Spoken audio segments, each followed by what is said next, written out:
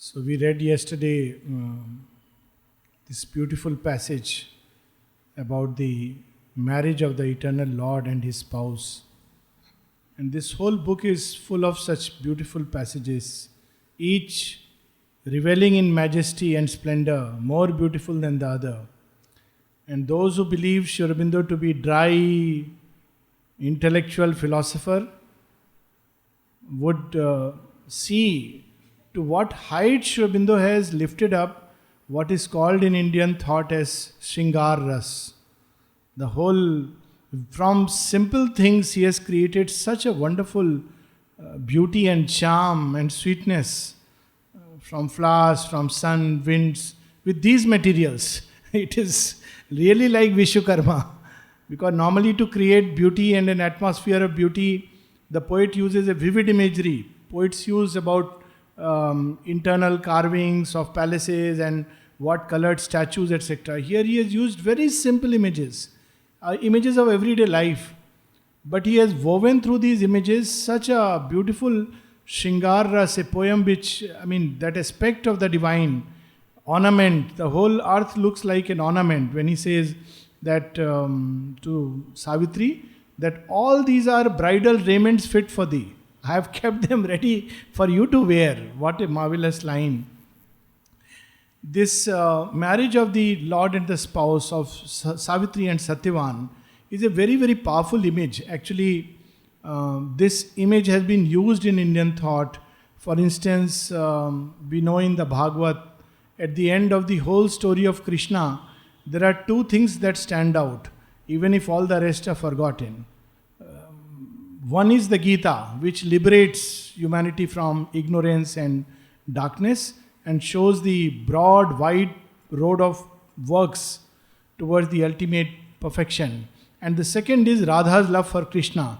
So, and Sri Aurobindo speaks about it that before the advent of Krishna, there was jnana, but not bhakti. So one of his actions was in the post-Vedic and post-Upanishadic period that through the image of Radha's love for Krishna, we have the culmination of bhakti. And that's how Sri Aurobindo says that the love of Gopas and Gopis for Krishna is the love of the soul for the divine. So the image operates at three levels. The same way we see in Savitri and Satyavan, similar truth Sri Aurobindo brings out. At the most mundane level or the human level, it is uplifting human love to its highest possible acme. And where does it reach its highest possible culmination? When it is a flowing out from the soul of one to the soul of another.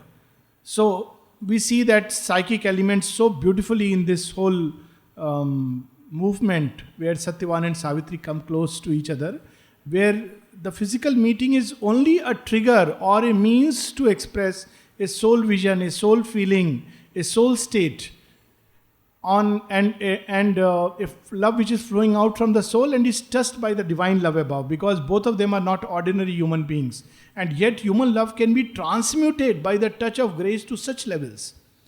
At another level, we know that, as Sri Aurobindo has said, Satyavan is the soul of man caught in the grip of ignorance, and Savitri is the grace which has come to relieve him, to release him from this grip and open the path to immortality. So at a second level, the symbol is the mystic marriage between the human soul and the divine grace. And this mystic marriage is the greatest of all delights that one can ever experience, the delight of which all earthly unions and experiences are mere shadows. So this is a beautiful and powerful symbol where the soul merges into the divine. Sri Aurobindo uses this word, in fact, as a soul merges into God. This is the power of that love. And when it merges with love in its heart, carrying its heart and whole being, giving itself to the divine. That is how Satyavan gives himself. He not only says that I give myself, he says thought, feeling, body, spaces, nature, wherever he can think, see, feel, all he offers at her feet. That all these spaces are made ready for your feet. So it's a very, very powerful expression of the soul's love for the divine, where it gives everything that comes into its limits and horizons and within its arc of so-called responsibility. So this is another very powerful symbol. But the most powerful of the symbols is revealed at the end, And he says it's the marriage of the eternal Lord and his spouse. So simultaneously all the three symbols. And this symbol again has been used in the previous poets. That's why Sri Aurobindo ranks in Indian myths Ramayana and Mahabharata as something unparalleled in their beauty and significance. And look at Ramayana.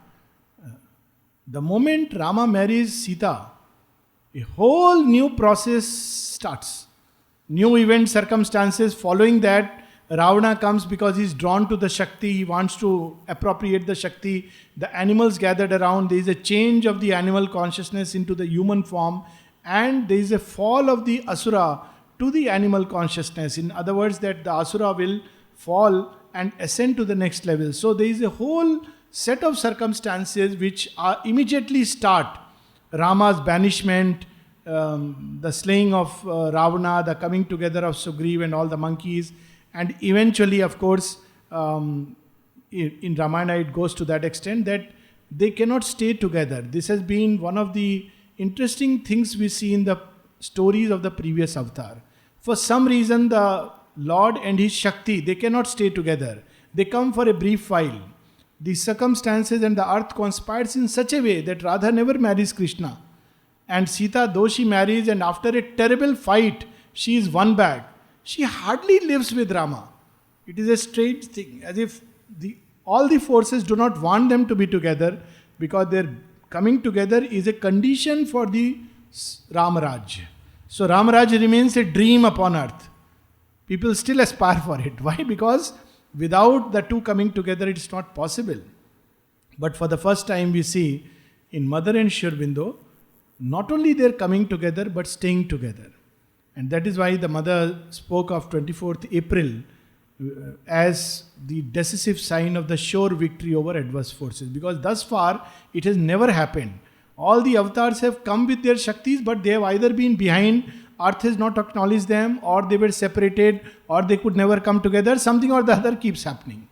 But here for the first time we see the Shakti and the Lord coming together, and the Shakti takes the lead and an hour begins. So the story of Savitri and Satyavan, the way Sri Aurobindo presents it, is so closely woven with the story of Mother and Sri Aurobindo and their own life at every level. And that's where we see the, again in Mother and Sri Aurobindo's life, we see, just like Satyavan and Savitri, when someone asked another sadhak that, tell me, who here has the, symbolizes that perfect surrender which Mother speaks about? So the reply was very interesting. Only two persons symbolize perfect surrender. The Mother to Sri Aurobindo and Sri Aurobindo to the Mother. So much so that Sri Aurobindo will wait for Mother, whatever work is for her, and if she has to bring, he would wait. Even if his time for food is getting prolonged, shifted. His sleep, he would wait. Has the mother come back from playground? What beauty of that love and surrender, which at a human level also they have shown. And of course, at another level, Sri Aurobindo has shown the way how a soul should surrender to the Divine Mother. And the Mother has shown the way that how we should offer ourselves to the Lord. And at a third level, which is the most powerful one, once again the coming together of the Lord and his spouse. And that starts the matrix of a new time. So with Savitri and Satyavan, a new time starts, a time when for the first time perhaps man's soul will not only struggle against death, seeking for immortality, but by the divine grace become a sure claimant of immortality. This is a Vedic legend, and the Vedic sages were aspiring for immortality. So I conjure, it's just my own reflection, that while the Vedic sages were showing the path through a zigzag of the gods, this powerful story which comes suddenly is a reminder that there is another way. Because Satyavan doesn't claim immortality through any of those Vedic rituals and sacrifices and mantras. He has only one ritual act, and that is the most powerful of all. He surrenders to the Divine Mother. And then the Mother takes upon herself the burden and grandsim immortality. So I find this tale is a stand apart from the entire Vedic thought and aspiration which is climbing through very arduous tapasya. And on the other hand, we are shown there is another possibility which will take more and more fruit in time as it comes. Again, with Mother and Sri Aurobindo, we see that how the new time starts, a new matrix. Because the moment they come together, yesterday what we were speaking about, that why this is so important, because the creation starts with the Shakti separating from the Lord. The Mother has given this story in great detail, so we will not go into it, but how the Shakti seems to apparently separate from the Lord, goes far and far and far, Brahmajaya, as the Rig Veda says, and then she comes back. But when she comes back, she pulls the darkness further up and up. And then a time comes when she must meet the Lord again. Means in every cycle this happens, that the Shakti, the divine, releases certain patterns into the earth, a Yug Dharma. And this Yug Dharma will now govern the next 1,000, 2,000, 3,000 years. And Shakti will more and more put its imprint upon Prakriti, which will start changing human beings in a certain direction. And after it has gone as far as it could go, then it must once again come back, reunite with the Lord and start a new drama. So how Krishna gave these three gifts, the gift of bhakti, and so we see post Krishna, lot of bhakti movements, not immediately but down the ages. We don't, strangely we talk of Veda and Upanishads, but we don't talk of bhakti movement during that period. The seers, they are great, but that is missing. But post Krishna we see all the medieval saints in India, in other parts of the world, the bhakti coming to the forefront like anything. The second is the path of the Gita, which of course we know about it, and how it has influenced humanity down the ages from west and east and everywhere. And the third great event that Krishna did was, he imprinted upon the mind of at least the Indian people the sense of an Indian nation. It was Sri Krishna's one great contribution, and Sri Aurobindo speaks about it in his Bangla rendering of the first 6 chapters of the Gita, Gitar Bhumika, where he says Krishna established the Indian nation. In other words, symbolically established the sense of nationhood. And after this symbolic event, nations have come up. Actually, nation is a relatively newer unit. It was not, mostly they were tribes, groups, clans, but nation as a unit is a relatively recent phenomena, and it is thanks to Sri Krishna's blessing. But now the world has to move towards a new age, and Sri Aurobindo says very interestingly, very cryptically, he says, but when Krishna comes again, obviously, who else? But when Krishna comes again, he may put himself on the side of internationalism rather than mere nationhood. And it's something amazing. It's a very powerful thing. That something new he is going to bring out. And we see that happening post Mother and Sri Aurobindo's coming together. Many things. One, the coming together of East and West. Process starts. The imbibing of the yoga of the East into the West, and Western strength of matter and the power of matter and material thought coming over to the Eastern sides. So already we see this happening. The liberation of women, all that great imprint which they left here in the ashram and by their very actions, that has come up. And we spoke yesterday about toward the future, the new relation between man and woman. The old equation last 200 years was that woman is a slave to a man. And she had accepted this position. Even the Gita speaks about it, the woman tied by 100 bonds. But now, man is soon going to become the slave of a woman, if he has not already become one. Of course, he must also liberate himself. But this is a new trend, new pattern, which the Mother and Sri Aurobindo have released into this earth. Then, of course, new ideas which they released, the idea of divine presence in matter, the age of truth, so truths of matter, truths of psychology, truths of biology, truths behind the various movement. Every mankind today is busy exploring truths. And this, of course, let me not continue because it's a very long and wonderful story what new time started after Mother and Sri Aurobindo. But finally, for India, just a few days back, it struck me so interesting that ultimately someone thought about speaking and acknowledging Sri Aurobindo on India's Independence Day. And it was so heartening to hear Prime Minister Narendra Modi start this speech by saying that it is Sri Aurobindo's birthday. I mean, when someone had asked the mother that, it is India's Independence Day and also Sri Aurobindo's birthday, mother said, you are reversing that truth. It is Sri Aurobindo's birthday. And therefore this day has been chosen as India's Independence Day, not the other way around. It's a gift on his birthday by the forces that work into this creation. They also gave a little gift to the Lord. So it's so beautiful that he started that, it is Sri Aurobindo's birthday and he had a vision for India, and this is the vision that we have to translate. And another very beautiful thing that he ended by, I think it must be a long, long time when anybody from the ramparts of Lal Killa, the symbol of ancient power, uttered Vande Mataram. Because normally these speeches end with Jai Hind. And I am almost certain that this has not happened in independent India and maybe also pre-independence. So this is a great symbol that someone was moved to utter Vande Mataram. And even recently, even other places, this is a very interesting phenomena. So all the powers they released by their coming together will inevitably, nature will get into this mode, because their coming together means nature will now carry this imprint. That is why the mother said, Sri Aurobindo's birth is an eternal birth, and earth will never forget this memory. As long as time lasts, this memory will be imprinted.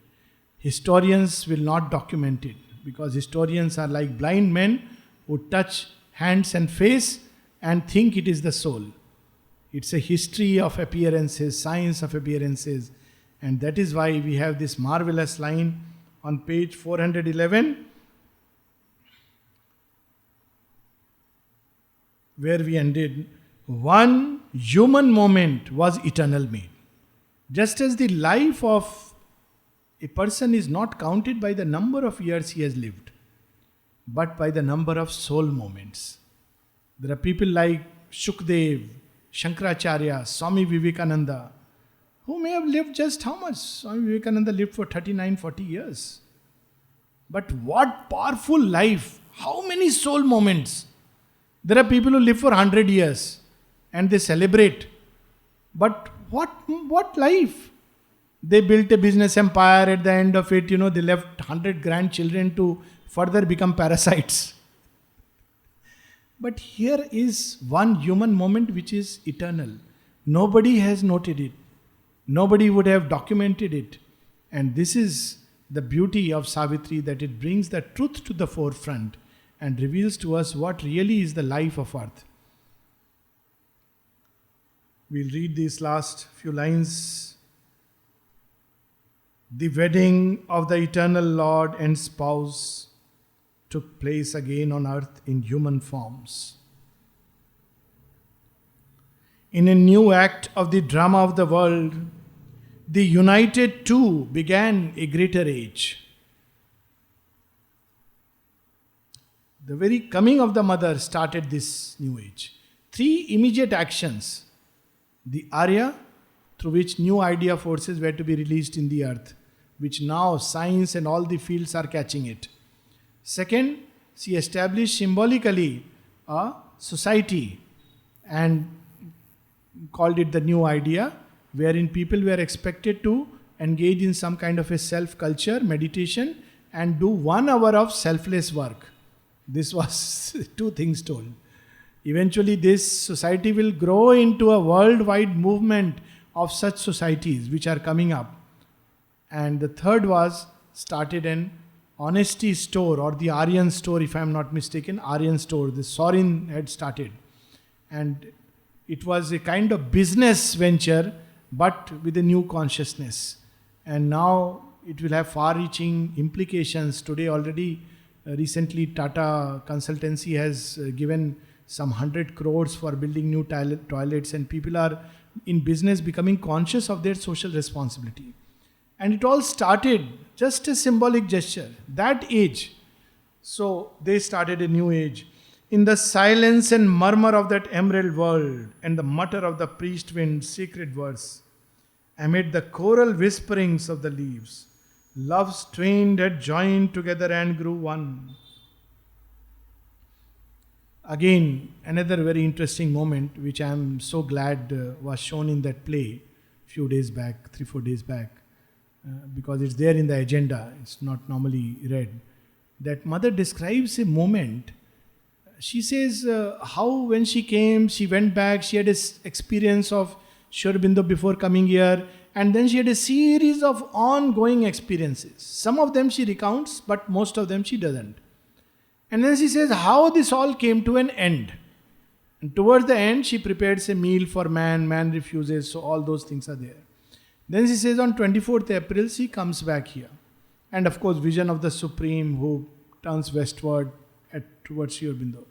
She says she comes back, and then when they are standing together, she describes a moment. And I'm sure this moment is etched in the history of earth. She doesn't even describe where they are standing. They are standing together, and she says, my head is almost near his shoulders. It's such a vivid description.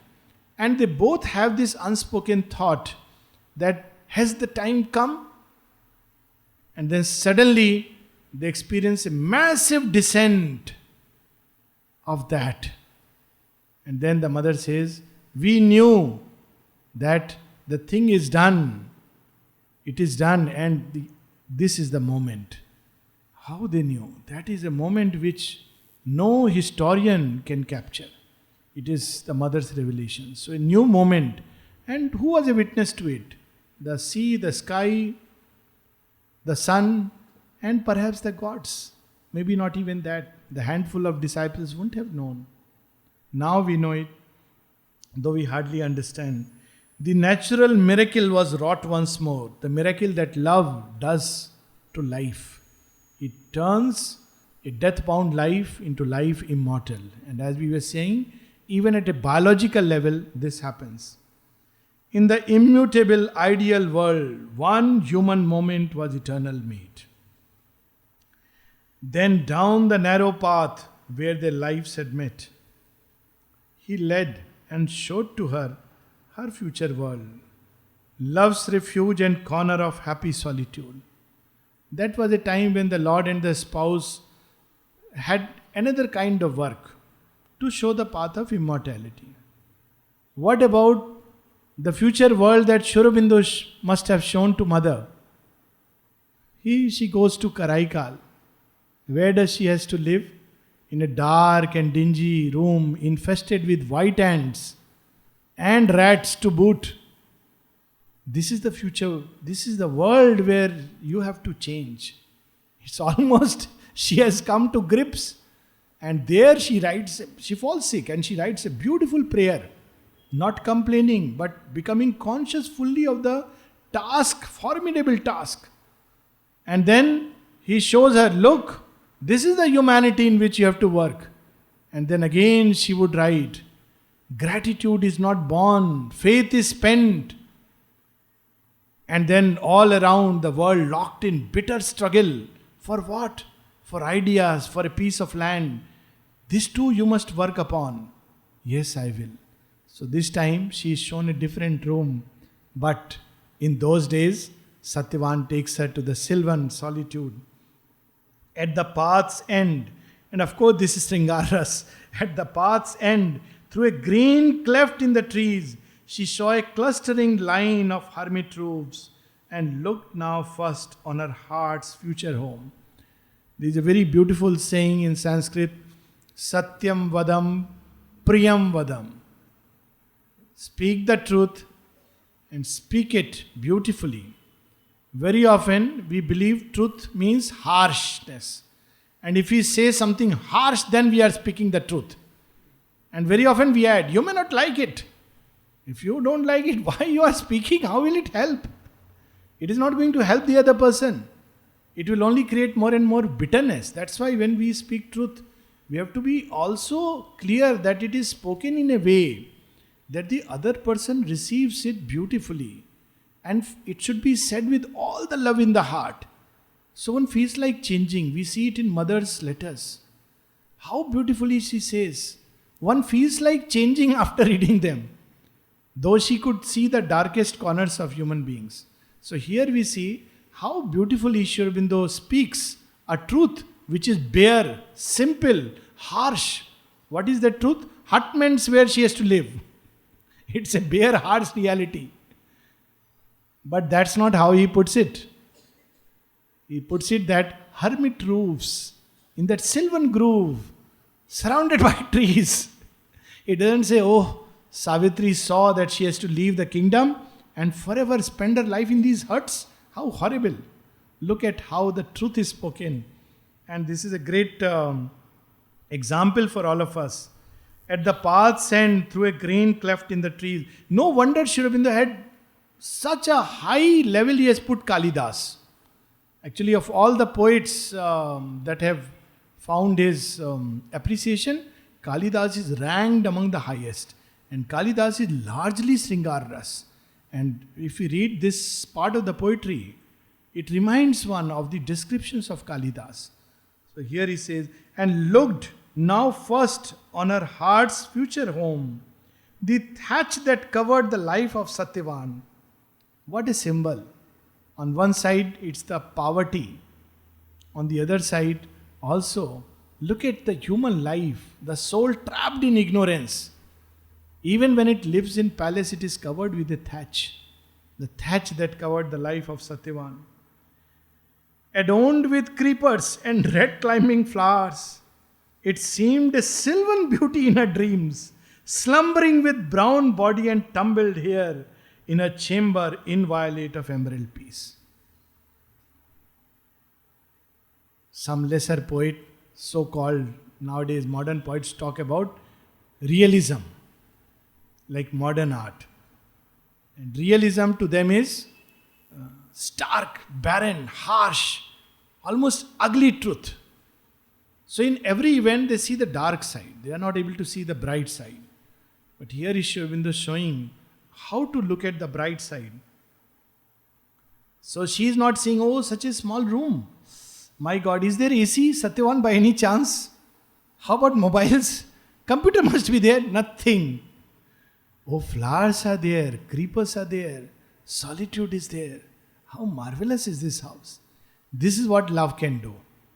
So when people come to Pondicherry with love, say, dining room food, so lovely. Never had such a food anywhere. Oh, this sun is so nice. It makes us feel so good. And the people, they are all saints. But when we come with the little ego, oof, so unpleasant. Why? How do you people live from April to August? And this is a question someone asked me. How do you people live from April to August? By love. Simple answer. Love. And that love gives joy. Without the fans, there is joy. In Golkund, there is joy. So that is what love does. It makes simple things beautiful and great when there is love. So love is born in Savitri. So how she looks at that simple place. Around it stress the forest anchorite mood. Now look at this image. Masterpiece image. These 4-5 lines come together. Adorned with creepers and red climbing flowers, it seemed a sylvan beauty in her dreams, slumbering with brown body and tumbled hair in a chamber inviolate of emerald peace. So the earth is looking as if she is a goddess with a brown body, and the creepers are like hairs, and she is slumbering, surrounded with peace and the anchorite's mood. Ascetic mood is all around her because there is no TV, no computer, nothing. The mood of the renunciate and ascetic is surrounding her. It is literally Sati in the lap of Shiva. This is the image that comes. It's that solitude. Lost around its stress the forest's anchorite mood, lost in the depths of its own solitude. This is another masterpiece. It is very difficult to combine two rasas. Only some very great master poets can do it. Normally, when one flows with one rasa, one flows with that rasa.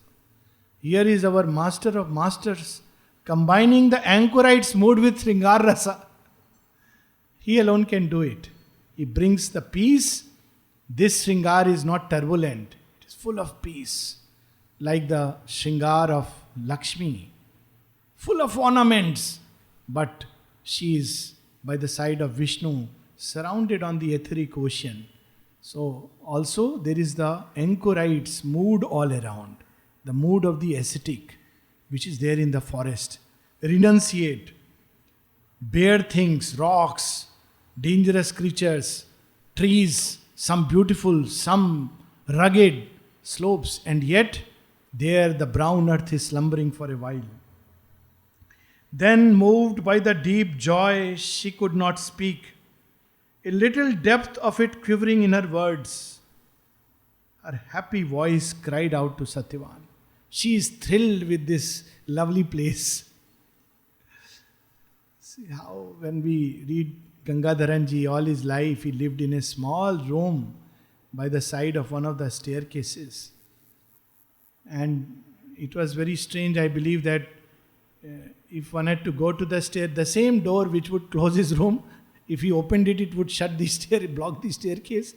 And when the mother came there, she saw for the first time, he's staying like this, dark room. And Gangadharan, what experiences he had? Supramental experiences. When he was in Niman's, mother would come every day assuming the form of a nurse and give him 2 coconut waters.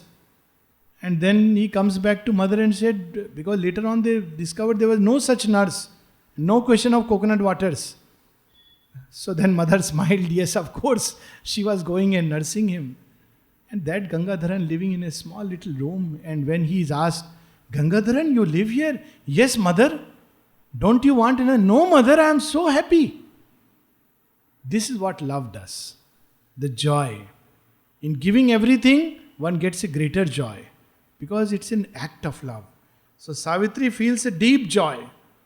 She is not thinking, oh my God, did I make a wrong choice? Let me think about it again. This fellow is ascetic. Same thing we find in Parvati and Shiva's story. Everybody tells her, you love Shiva. Don't you know his companions? Bhoot, Pishach, he is in bad company all the time. And you know, he also takes bhang. And he wears, he doesn't have his wardrobe, is only 2 or 3 mrigchala. And snakes surround him. Are you sure? Yes, once my heart has chosen, it chooses not again. This is the power of love, which can transform even a Mandodari into a sacred name. In Indian myths, even Mandodari, wife of Ravana, is regarded as someone great simply because the power of love. So she says, no, I love him. He's my Lord. He lives in Shamshan and puts bhasma over his body for powder. He will give you, he can't afford lipstick. He is going to give you this to apply, this powder. Oh, that will be my joy to receive this bhasma. I shall happily apply it. So this is where she is so happy. She is unable to speak, and yet she says, my heart will stay here on this forest verge. We are reminded of how when the mother left Pondicherry, first time when she comes, she says, I left my psychic being here. This is love. What we know of love. We use the word and distort the name, disfigure its truth. They have shown us the way of love. She lived here just for 10 months before leaving, less than a year. And what love that she left her very soul. And she fell sick because it was too much of a pang. And close to this thatched roof, while I am far, now of more wandering it has no need. I have come to this space. I don't need to go now to Tirupati and Ramanashram and all the rest. I have found my home. Where do I need to go after this? This is how one discovers. No more wanderings. And my heart will always stay here. Even if I am far in Delhi or Timbuktu, I'll always in my heart carry the samadhi. And every day and night I will go there in my thought and imagination, because that nobody can stop me to go and do pranam. But I must haste back to my father's house, which soon will lose one loved, accustomed tread, and listen in vain for a once cherished voice. Once again we see masterpiece of Shringar. We are shown, you see, it's a beauty. Many people don't understand when they read the Ramayana. Janak is a Raj Rishi, a sage, Sthit Pragna. Why is crying when Sita is going? Are Sita is not just a daughter, she is embodiment of delight and Shakti. Who won't cry when the Divine Mother is leaving home? So we have these weird ideas about yoga and sadhana, that one is very stiff all the time, one doesn't smile. It's strange. But in Ramayana we see all the moods, even in Mahabharata, all the human moods touched by the divine and lifted up to what heights. The gopis become mad when Krishna goes away. And Uddhav says, Krishna, you have not taught them about Brahman. They are mad, they are attached to you. This is not right. You must teach them not to be attached to the form. Brahman is eternal, unchanging, all blah blah blah. So Krishna says, you please go and teach them. I don't have time right now because Mahabharata is brewing in the air. And Uddhav goes to tell them, your attachment, tears, sorrow, longing, what has this got to do with yoga and sadhana? Or with Krishna? Krishna is Par-Brahman. Oh, he is Par-Brahman, we didn't know that. They are even more overwhelmed. Oh, we didn't know he is Par-Brahman, we just love him. No, this is not the way. So what is the way, Uddhav? Tell us. They gather around him. Hold your breath, take it like this, then hold it for so many seconds, then release it. When you do this and it grows into a natural Bhrastika Pranayam, then your mind will be quiet, you will meditate, and deep in meditation you will discover Krishna. So the gopis tell him, oh, is it? My God, but there is one problem. We had one prana, we have given it to Krishna. Nothing left now. With every breath we remember Krishna. What do we do now? It's a big problem you have created for us.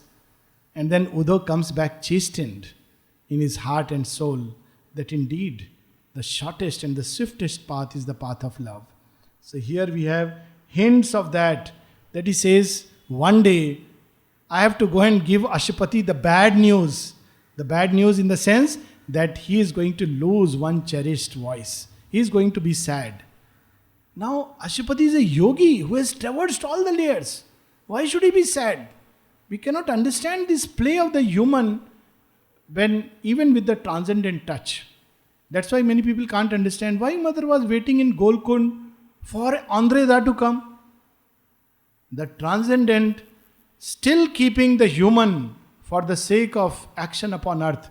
This is the greatness of Mother and Sri Aurobindo. In fact, they would not have been the example they shown to earth would have not been possible to follow. If the mother said, who is coming, Andre? I have no son, there is no father. Then we would have said, mother, we don't understand all this. We will perhaps, Himalaya is better. But she has shown every mood. And when he is late in coming, she says, Pavitra, go see if there is a telegram. And sure enough, there was a telegram that he will be delayed by some time. How can we understand this beauty, this mystery, this play of love, manifold play of love? And here we have that Savitri speaking to Satyavan and saying, for soon, but I must haste back to my father's house, which soon will lose one loved accustomed tread, and listen in vain for a once cherished voice. For soon I shall return, nor ever again oneness must sever its recovered bliss, or fate sunder our lives while life is ours. Because I am going to come back not to return. Even if there is a weekly train, I will not go back. Even if there is a free flight offer, no way. I'll come and stay forever. Oneness will not, It's recovered bliss. Every time we discover another self who is an aspect of our own being, there is a recovery of bliss. There is a oneness.